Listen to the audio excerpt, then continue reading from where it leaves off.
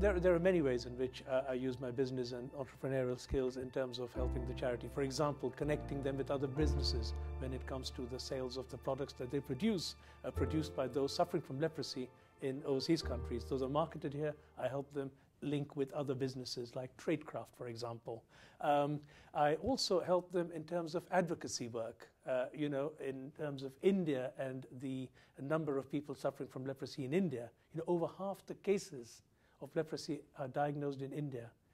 In 2011, there were 127,295 cases of leprosy diagnosed in India, up from 2010 at 126,800.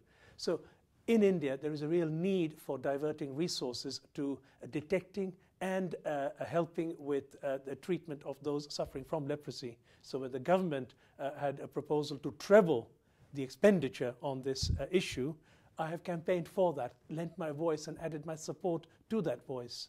In India again, and in other countries, you have situations where the stigma attached to leprosy means, for example, that those suffering from leprosy cannot travel on trains.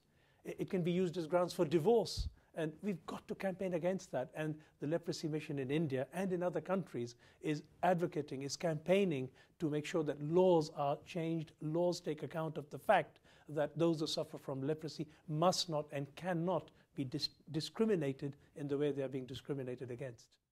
Well, the Indian government has a proposal before it to treble the amount of funds it allocates towards detecting and treating those who are suffering from leprosy.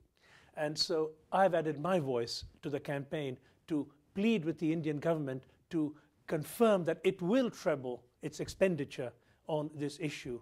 So that is one area where I know the Leprosy Mission in India, and indeed here in the UK, is working to promote this cause. There are other areas. There is a campaign against leprosy legislation, which is basically saying grounds that are used for divorce, leprosy, are no longer valid, must not be allowed. Traveling on trains just because you suffer from leprosy and being banned from travel, that is absolutely discrimination at its worst. And so we've got to make sure that laws are passed to prevent that kind of behavior and prevent that kind of treatment of those suffering from leprosy, and just extenuating the stigma that has really stigmatized these people over the centuries. In fact, 2,000 years ago, we read about it in the Bible. So it really is something that needs to be addressed.